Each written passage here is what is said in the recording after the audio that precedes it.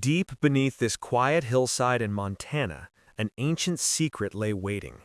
In 1968, two men clearing rocks stumbled upon something that would eventually challenge every history book: the tiny bones of a child, wrapped in a shroud of red pigment and surrounded by a treasure trove of Ice Age tools. This was the Anzic site, and for decades it was more of a riddle than a revelation. But when science could finally listen to what the bones had to say, they would reveal one of the most profound truths in archaeology, cracking open the story of the first Americans. The discovery was stunning. More than 100 stone and bone artifacts, all deliberately placed and coated in a deep red ochre, a mineral pigment used in sacred rituals across the ancient world. The tools were unmistakable, the distinct, fluted projectile points of the Clovis culture, the first great technological tradition of North America. The child buried here had lived over 12,600 years ago, during an age when glaciers still pressed down on the horizon. For archaeologists, it was like opening a time capsule sealed by ice. The remains belonged to a boy, no older than 2, laid to rest with a ceremonial toolkit of spear points, scrapers, and intricately carved antler rods. The care with which these objects were arranged spoke not of survival, but of reverence, of grief. This wasn't a hunting camp, this was a grave site. The red ochre, a global symbol of blood, life, and rebirth, confirmed it. Whoever buried the infant Anzic had taken the time to make the moment sacred, as if marking a passage from life to another realm. But from the very beginning, something felt wrong. Early radiocarbon dating produced conflicting results. The artifacts, the Clovis tools, appeared to be older than the child's bones, perhaps by hundreds of years. How could a baby be buried with weapons from an era before he was even born? The discrepancies sent shockwaves through the community. Some argued the site had been disturbed by ancient floods or burrowing animals, mixing layers of soil and time. Others suspected the site's discoverers, who were not professional archaeologists, had failed to record the exact location of each artifact, making it impossible to prove a connection. The Anzic burial, once a symbol of discovery, became a problem, a tantalizing clue that scientists couldn't fully trust. For decades, the central question remained: was this an elaborate Clovis ceremony or just an archaeological accident? To understand why this single burial mattered so much, we have to look at the wider mystery of the Clovis people themselves. Their discovery in the 1930s had rewritten North American prehistory. Razor-sharp spear points found alongside mammoth bones in Clovis, New Mexico, were the first undeniable proof that humans had hunted megafauna on this continent during the last ice age. Their technology was extraordinary, their reach continental. But as more tools surfaced, a haunting question emerged. Who were they?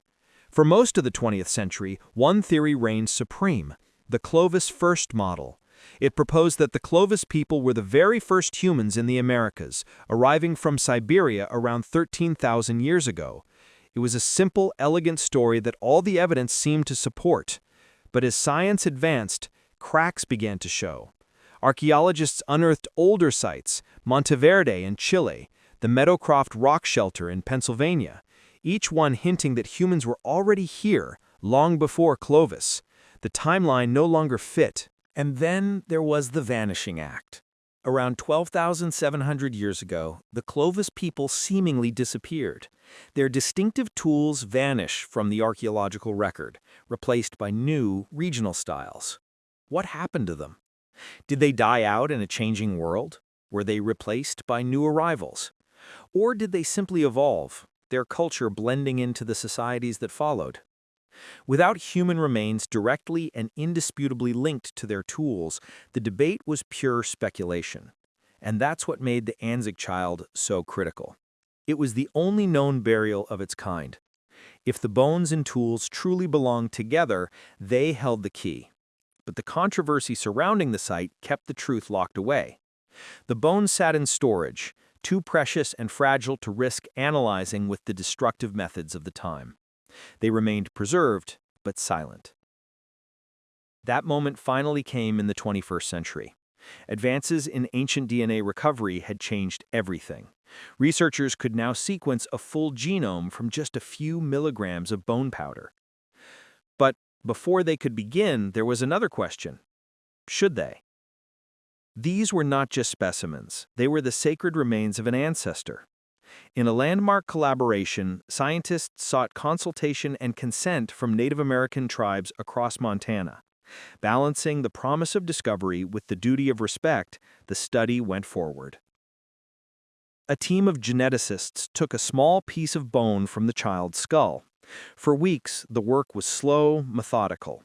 Then, after more than 12 millennia of silence, the ancient genetic code began to emerge. The first results were definitive. The DNA was from the same period as the tools. The child was not a later burial.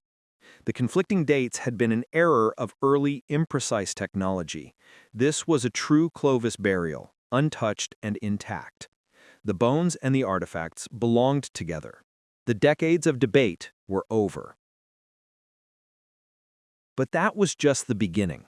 The team had answered what the site was. Now they could finally ask who. When the first strands of the ancient genome were fully decoded, the results were stunning. The genetic profile showed the child was not related to any ancient European population. The Solutrean hypothesis, the fringe theory of a transatlantic migration from Ice Age Europe, was proven impossible. Every genetic marker pointed directly to Siberia and East Asia. But the most groundbreaking discovery was the child's relationship to people living today. His DNA revealed a direct ancestral link to modern indigenous peoples throughout the Americas, with the closest match being to tribes in Central and South America. The conclusion was inescapable. The Clovis people had not vanished. They were not a lost race that was replaced. They were the ancestors. Their descendants are with us today. They had simply adapted, their cultures evolving as the Ice Age world transformed around them. The Anzic child became a bridge between worlds. For many indigenous communities, the findings were not a revelation, but a validation. Their oral histories had always spoken of deep, ancient roots in this land since time immemorial. For the first time, Western science had finally caught up with ancient memory. The discovery dismantled a century of archaeological dogma. The Clovis first model collapsed. The evidence now overwhelmingly suggested that people had reached the Americas long before the Clovis culture emerged, and that Clovis represented not a beginning, but a flourishing of a people already well established on the continent. One small skeleton from a Montana hillside had reconnected the past to the present, bridging ancient hands and modern descendants.